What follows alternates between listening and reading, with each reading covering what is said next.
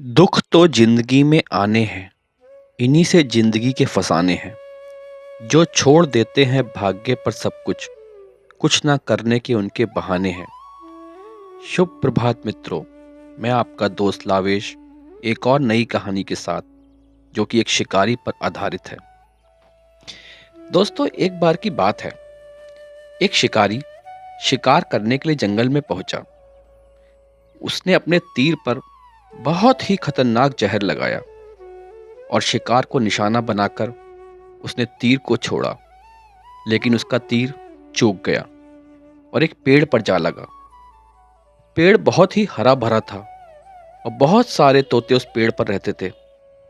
जैसे ही वह जहरीला तीर उस पेड़ पर जाकर लगा, वह पेड़ धीरे धीरे सूख गया। अब उस पेड़ पर जितने भी तोते रहते थे, वह एक एक करके उस पेड़ को छोड़कर चले गए। लेकिन उस पेड़ की कोटर में एक बहुत ही बूढ़ा तोता रहता था, जो बहुत ही धर्मात्मा और अच्छे मन का था।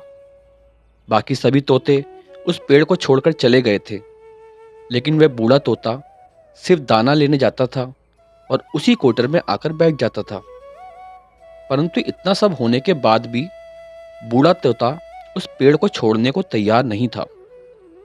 बूढ़े तोते के साथियों ने बहुत बार आकर उसे समझाया कि ये पेड़ सूख रहा है और किसी भी दिन गिर सकता है। तुम भी हमारे साथ चलो, किसी और पेड़ पर चलकर रहेंगे। परंतु वह बूढ़ा तोता वहां से जाने को तैयार नहीं हुआ।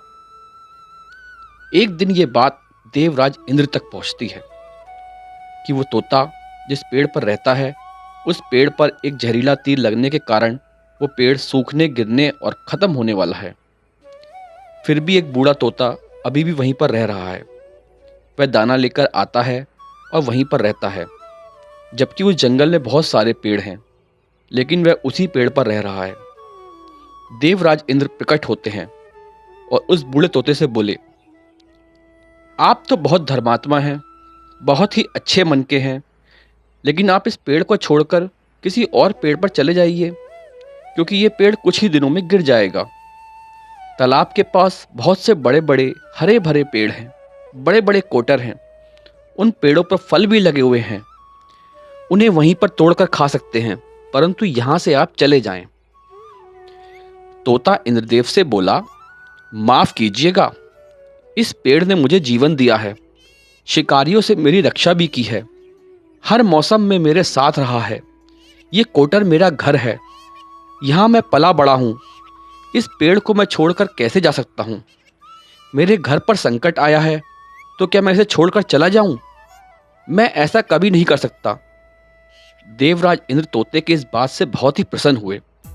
उन्होंने तोते से कहा, मैं आपके इस बात से बहुत ही खुश हुआ हूं। आपको जो भी वरदान मांगना है मुझसे मांग सकते हो। तब उस बूढ़े तोते ने कहा, मुझे बस इतना चाहिए कि जिस पेड़ पर मुझे जन्म मिला, जहां मैं रहा, पला बड़ा, जिसे आप मेरी जन्मभूमि कह सकते हो, आप इसे फिर से वैसा ही हरा भरा कर दो जैसा ये था।